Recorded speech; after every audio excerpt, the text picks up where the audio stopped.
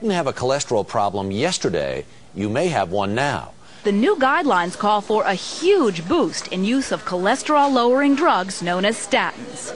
The new numbers mean millions of Americans may be taking statin drugs for the rest of their lives. In some cases, it is a question of, hey, more people are getting treated for this, and this is great. In some cases, even more people should get treated, probably. But what's always muddying the waters here is that a major source of information to consumers and to doctors alike is the industry that stands to profit from these medicines. The guidelines were written by 9 experts on cholesterol. The National Institutes of Health, which sponsored the report, now says 6 of them have financial ties, such as speaking fees, research grants, or other funds with drug companies which make the most widely used medications. In recent years, Big Pharma has begun promoting more than just its treatments and products. Drug companies now increasingly advertise health conditions themselves. As a result, Big Pharma normalizes even the most obscure health disorders and presents them as common. It's frustrating. Just when you're ready to relax, that's when it happens. The urge to move, along with uncomfortable sensations in your legs. They're hard to describe, but they can even keep you from getting to sleep. You feel the urgent need to get up and move, just to get some relief. There's a name for it, restless leg syndrome.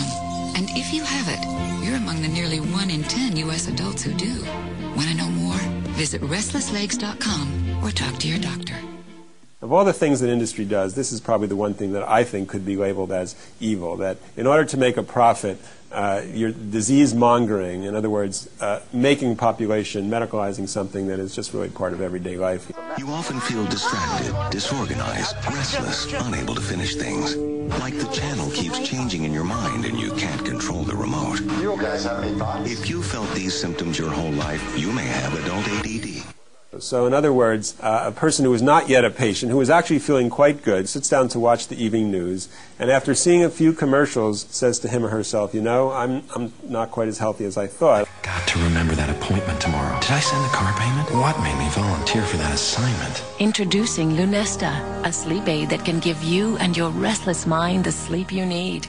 You have this huge phenomenon then, a huge increase in prescriptions, and there's this debate about what is this problem? You know, has it always been around? Is it a problem of behavior? Is it really a biomedical problem? What's happened now is you've taken a healthy person and medicalized something that was not medical, and this person may very soon end up on prescription medication. At work, I'm tense about stuff at home. At home, I'm tense about stuff at work. If you're one of the millions of people who live with uncontrollable worry, anxiety, and several of these symptoms for 6 months or more, you could be suffering from generalized anxiety disorder and a chemical imbalance. Because patent life can be extended if new indications are approved, companies are constantly searching for new diseases to treat with old drugs. Antidepressants of the Prozac variety, or SSRIs, are a good example of this practice. Originally approved for major depressive disorder, these drugs are now prescribed for a variety of mood and anxiety disorders. Each new indication approved promises increased profits and must therefore be promoted heavily to the public. A striking example is how Paxil was revitalized as a treatment for social anxiety disorder. Its company hired a public relations firm to frame this condition as a major and common medical problem, and the firm launched a multifaceted campaign that moved beyond advertising to get stories about social anxiety disorder placed in print media and on television. This morning we begin a special 2-part series on social anxiety disorder. Many of us have suffered from shyness or fear of social situations at some point in our lives, but for millions of Americans, their anxiety can be debilitating.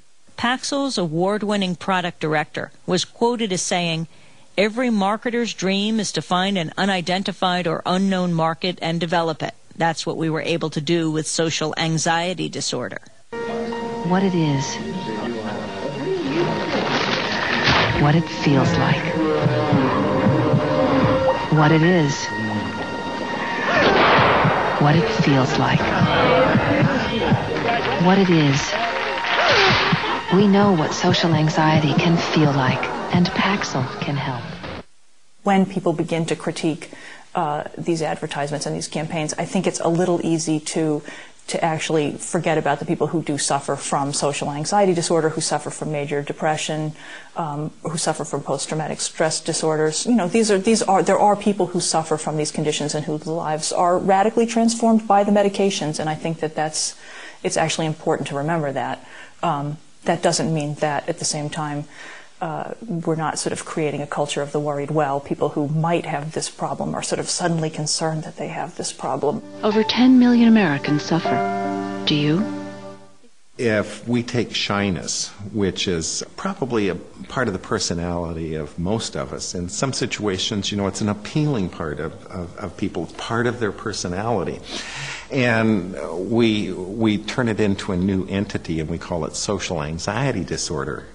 Now you've increased the size of the market. Now you can go out and you can advertise Paxil for social anxiety disorder, for somebody being shy. The Paxil CR ad reads to me a little bit like medicalizing normal experience. If you are one of the many who suffer from overwhelming anxiety and intense fear of social situations with unfamiliar people, now there's Paxil CR. Paxil CR helps relieve the symptoms of social anxiety disorder all day, so the real you can come through.